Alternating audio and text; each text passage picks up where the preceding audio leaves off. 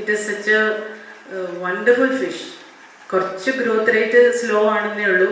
It's extremely tasty, highly hardy. ഏത് pH-ലും നമുക്ക് വളരെ റെസിസ്റ്റൻ്റ് ആണ്. പിന്നെ വലിയ രോഗങ്ങളും കാര്യമായിട്ടൊന്നും വരാറില്ല. എനിക്ക് വന്നിട്ടുണ്ട്, ഇല്ലയെന്ന് പറയണില്ല. പണ്ട് ഞാനിതിനെ വളർത്തിയപ്പോൾ എനിക്ക് ഒരു ലെർണിയ എന്ന് പറഞ്ഞൊരു ഒരു ജീവി, ലെർണിയ ഒരു ഹുക്കോൺ പോലത്തെ സാധനമാണ്. അത് ഫ്ലഷിനകത്ത് കയറി, അത് ഓപ്പർക്യുലം, അതിൻ്റെ ചെകളയുടെ ഉള്ളിൽ കൂടെ പോയി, ഗിൽസിൻ്റെ ഉള്ളിൽ കൂടെ പോയി ആഴ്ന്ന് അത് അതിൻ്റെ ദേശീയക്കകത്ത് കുക്ക് ചെയ്ത് പിടിച്ച് ബ്ലഡ് സക്ക് ചെയ്യും. ജയൻ ഗൗരാമിയിൽ എനിക്ക് വന്ന താല്പര്യം അത് ഒരു ഹോബി എന്ന നിലയിലാണ്.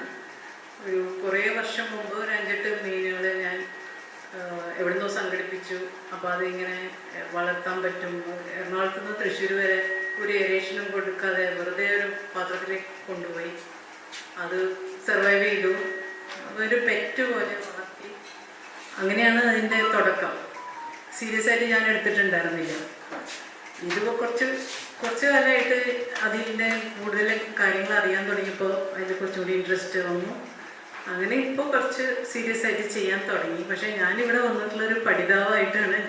ഞാൻ ജോബിയുടെ പല യൂട്യൂബ് ഇതൊക്കെ കണ്ടിട്ട് ഭയങ്കര ത്രില്ലായി. ഇങ്ങനൊരു സംഭവം സംഘടിപ്പിക്കുന്നുണ്ടെന്ന് പറയുമ്പോൾ I was very excited and I just came as one amongst U.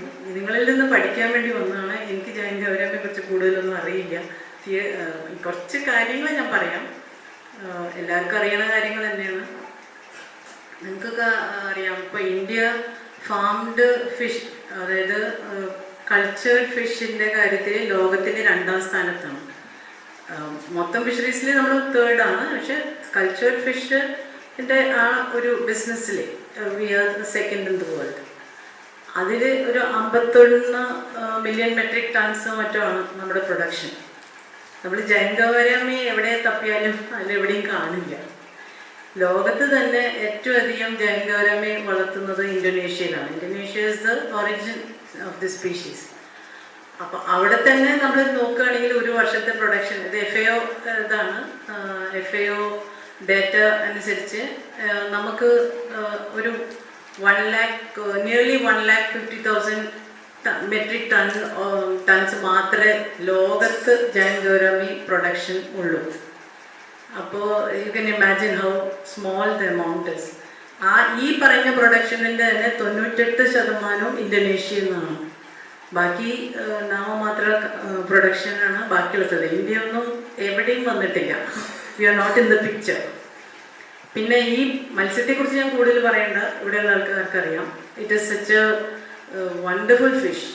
കുറച്ച് ഗ്രോത്ത് റേറ്റ് സ്ലോ ആണെന്നേ ഉള്ളൂ. It's extremely tasty, highly hardy. ഏത് pH-ലും നമുക്ക് വളരെ റെസിസ്റ്റൻ്റ് ആണ്. പിന്നെ വലിയ രോഗങ്ങളും കാര്യമായിട്ടൊന്നും വരാറില്ല. എനിക്ക് വന്നിട്ടുണ്ട്, ഇല്ലയെന്ന് പറയണില്ല. പണ്ട് ഞാനിതിനെ വളർത്തിയപ്പോൾ എനിക്ക് ഒരു ലെർണിയ എന്ന് പറഞ്ഞൊരു ഒരു ജീവി, ലെർണിയ ഒരു ഹുക്കോൺ പോലത്തെ സാധനമാണ്. അത് ഫ്ലഷിനകത്ത് കയറി, അത് ഓപ്പർക്യുലം, അതിൻ്റെ ചെകളയുടെ ഉള്ളിൽ കൂടെ പോയി, ഗിൽസിൻ്റെ ഉള്ളിൽ കൂടെ പോയി ആഴ്ന്ന് അത് അതിൻ്റെ ദേശീയക്കകത്ത് കുക്ക് ചെയ്ത് പിടിച്ച് ബ്ലഡ് സക്ക് ചെയ്യും. മീൻ ചാവൊന്നുമില്ല. പക്ഷേ മീൻ നമ്മൾ എത്ര കെയർ കൊടുത്താലും മീൻ വളരില്ല. ഇത് വെള്ളത്തിൽ മീൻ ഇടുമ്പോൾ നമ്മളിങ്ങനെ കാണും, ചെറിയ നൂല് പോലെ ഈ ബേം ഇങ്ങനെ ഹാങ് ചെയ്തിട്ടുണ്ടാവും. അപ്പം അതിന് ഞങ്ങൾ അന്ന് ട്രീറ്റ് ചെയ്തത് ഈ ഉപ്പ് കൊടുത്തിട്ട് തന്നെയാണ്. ഉപ്പിൻ്റെ കോൺസെൻട്രേഷൻ കൂട്ടി ഒരു സ്റ്റേജ് വരുമ്പോൾ പിന്നെ അത് റിവേഴ്സ് സ്ലോ ആയിട്ട് അതിനെ താത്തിക്കൊണ്ടുവന്ന് അതിൽ നിന്ന് എസ്കേപ്പ് ചെയ്തു. ഇതൊക്കെ എൻ്റെ പേഴ്സണൽ അനുഭവങ്ങളാണ്. വളർത്താനായിട്ടുള്ള കാര്യങ്ങൾ ഇപ്പോൾ ജോബി പറഞ്ഞ പോലെ he knows better and most of you also know it. ഇവിടെ എനിക്കിങ്ങനെ ഒരു സാഹചര്യം തന്നതിന് ഞാൻ ഇങ്ങനെ ഒരു seminar for the sake of giant gourami സംഘടിപ്പിച്ചത് തന്നെ എൻ്റെ അറിവിൽ ആദ്യമായിട്ടാണ്. അത് ചെയ്തതിനായിട്ട് ഞാൻ ജോബിക്ക് വളരെ നന്ദി പറയുന്നു. അതുപോലെ all the supporters who made it possible. I think it's a big hand. നമ്മൾ ഐ തിങ്ക് ഇവിടെ ഉള്ളവർ തന്നെയാണ് ഇതിൻ്റെ പയനിയേഴ്സായിട്ട് ഇതിൻ്റെ കൾച്ചർ ഏറ്റെടുത്ത് ഇത് കുറച്ചും കൂടെ വ്യാപിപ്പിക്കണം. ബിക്കോസ് കേരളത്തിനെ സംബന്ധിച്ച് ഞാൻ പറയുകയാണെങ്കിൽ ഏറ്റവും one of the ideal fishes ഇതാണ്. അത് നമ്മുടെ എല്ലാ ജലാശയങ്ങളും നമുക്ക് ആവശ്യത്തിലധികം ശുദ്ധജല ജലാശയങ്ങളുണ്ട്.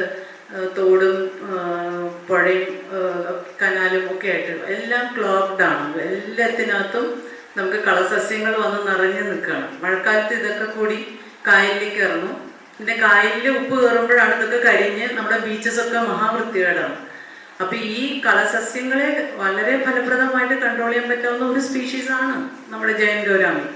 നമുക്ക് തന്നെ അറിയാമല്ലോ, ഈ പിസ്റ്റിയ എന്ന് പറഞ്ഞാൽ മലയാളത്തിൽ എന്താ പറയുക, പിസ്റ്റിയ താമര പോലെ നിൽക്കുന്ന ഒരു പച്ച ഇത്, അത് കൂളായിട്ട് തിന്നുന്ന ഒരു ബോള. ആഫ്രിക്കൻ പായലല്ല, ആഫ്രിക്കൻ പായലും തിന്നും കേട്ടോ.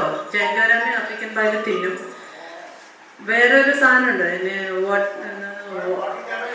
എക്സാക്ട്ലി, അതും ഒക്കെ തിന്നും. ഇനി ബാക്കി എന്തൊക്കെ തിന്നുമെന്ന് എനിക്കറിയില്ല.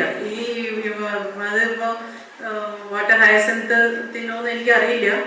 പലരും പലതും പറയുന്നുണ്ട്. ഇതൊക്കെ ഓരോരുത്തരും ഇൻഡിവിജ്വൽ ജേർണിയാണ്. അല്ലാതെ നമ്മൾ ഡിപ്പാർട്ട്മെന്റോ അല്ലെങ്കിൽ യൂണിവേഴ്സിറ്റിയോ ഒന്നും പഠിപ്പിക്കുന്ന കാര്യങ്ങളൊന്നും അല്ലത്. It's all individual journey, individual findings. ഇന്ന് ഞങ്ങൾ യാത്ര ചെയ്യുമ്പോൾ ഡിസംബർ ടീച്ചർ ചെയ്യുമ്പോൾ എനിക്ക് കുറേ അറിവുകൾ കിട്ടി. ഇത് ഓരോരുത്തരും ഓർണമെന്റൽ ഫിഷിന്റെ സ്റ്റാറ്റസ് മാത്രമേ ഉള്ളൂ, അത് ഏത് ഗൗരവമിയാണെങ്കിലും. So that has to change. And ഒരുപാട് സാധ്യതകൾ അതിലുണ്ട്. ഞാൻ പറഞ്ഞതോ പറയാത്തതോ ഒരുപാട് കാര്യങ്ങളുണ്ട്. എൻ്റെ കൾച്ചർ ആസ്പെക്ട്സിലേക്കൊന്നും ഞാൻ കടക്കുന്നില്ല. എന്നാലും എനിക്കിങ്ങനെ ഒരു ഓപ്പർച്യൂണിറ്റി തന്നതിനായിട്ട് നന്ദി. കൂടുതലൊന്നും ഞാൻ പറയണില്ല. ഞാൻ നിങ്ങളിൽ നിന്ന് പഠിക്കാൻ വന്നതാണ്.